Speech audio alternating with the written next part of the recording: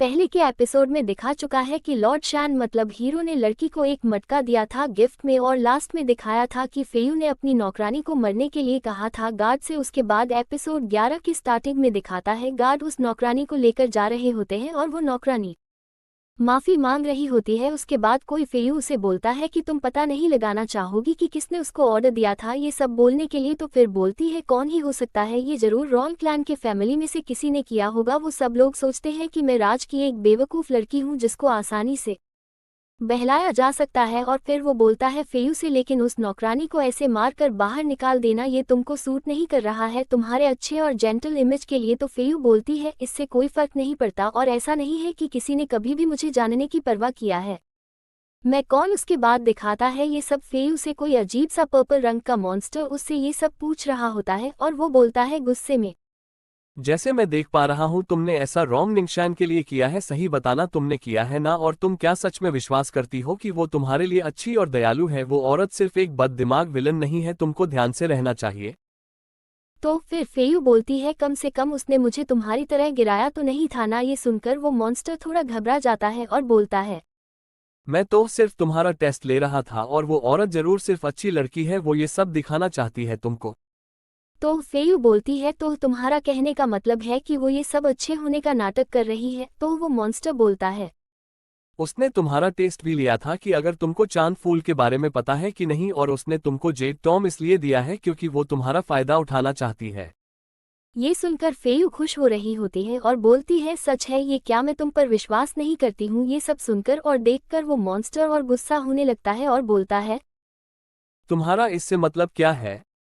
और वो बोलता है ओ नहीं, एकदम नहीं। क्या तुम असली में सोच रही हो कि कोई इस दुनिया में सच में और अच्छे से व्यवहार करेगा तुमसे? ओ नहीं, एकदम नहीं। तुम्हारे जैसे बेचारी जो गरीबी में बड़ी हुई है, जिसको कई बार धोखा मिला है, वो लोगों पर विश्वास करेगी क्या? ये सच में बहुत फनी है।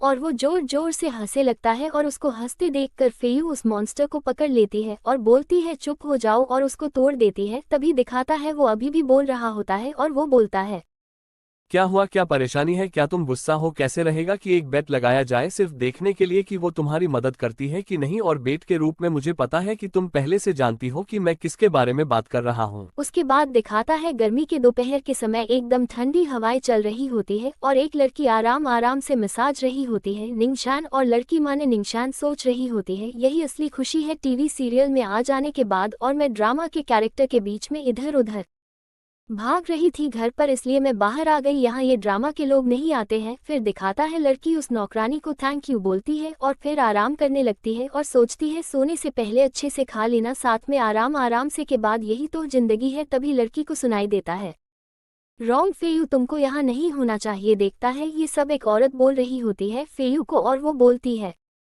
कहीं से भी तुम आ गई हो बीच में, तुम सिर्फ यहाँ रहकर अपने आप को शर्मिंदा कर रही हो।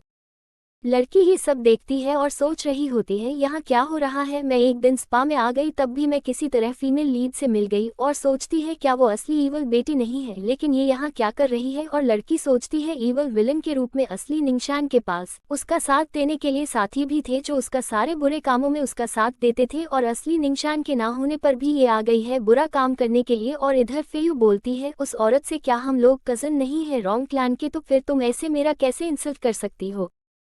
तो वो औरत बोलती है क्या कजन्स? तुम्हारे जैसे शहर की बेवकूफ़ हम लोगों की कज़न, यहाँ तक कि तुम्हारा बाप भी बेकार है जो तुम पर और अपनी बीवी के साथ बढ़ने के सहारे हैं।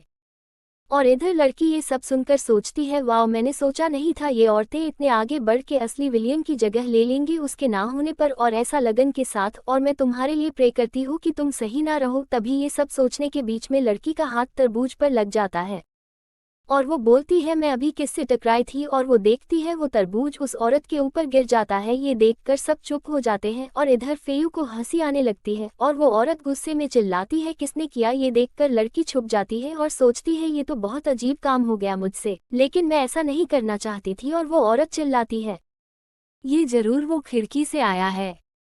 ये सुनकर लड़की सोचती है ओ नो, अच्छा रहेगा कि मैं यहाँ से भाग निकला। और वो औरतें उसको पकड़ने जाने लगती है जिसने ये किया है, और वो फेयू को बोलती है अगर तुम्हें किसी को आज के बारे में बताने की हिम्मत करी तो तुमको इसकी भरपाई करनी पड़ेगी। इस सब के बाद फेयू ऊपर देखती है और वो समझ जाती है और वो बोलती है, ओ निंगशान ये सच में तुम हो। फिर दिखाता है वो मॉन्स्टर चिल्ला रहा होता है। झूठ है, ये चीटे, ये सब एक इत्तेफाक है, मैंने देखा है उससे, ये सब गलती से हुआ है, मैं हारा नहीं हूँ बैट। तो फेयू बोलती है, लेकिन तभी मैं बेट जीत गई ना, और क्या तुम अपने बातों से अब मुकर रहे हो। तो वो मॉब्स्टर बोलता है गुस्से में। मैं हारा नहीं हूँ। तभी दिखाता है वहाँ कोई आता है और बोलता है, यंग मिस मास्टर उनको देखने के लिए आपको बुला रहा है। ये सुनकर वो बोलती है, आखिरकार मैं अब बाहर जादू कर सकती हूँ। और इधर ये मॉन्स्टर बोलता है, मैं तुमको बैट जीतने दूंगा, लेकिन तुम उस औरत पर यकीन ना करो। ये सुनकर फेयू बोलती है, जबकि तुम दुखी लूजर हो इस बात पर ये बेट को चलते रहने देते हैं। ये सुनकर मॉन्स्टर बोलता है, क्या तुम्हारे पास उसके लिए इतना कॉन्फिडेंस है? तो फेयू बोलती है, मैं उससे प्यार करती हूँ। अगर वो ये सब नाटक कर रही है तो फिर मैं जिंदगी भर बेवकूफ़ बनती रहूंगी, लेकिन ये सब सच है तो मैं ज़रूर उसको अच्छाई के बदले अच्छाई दूंगी और मैं उसके साथ रहना चाहती हूँ हमेशा और हमेशा।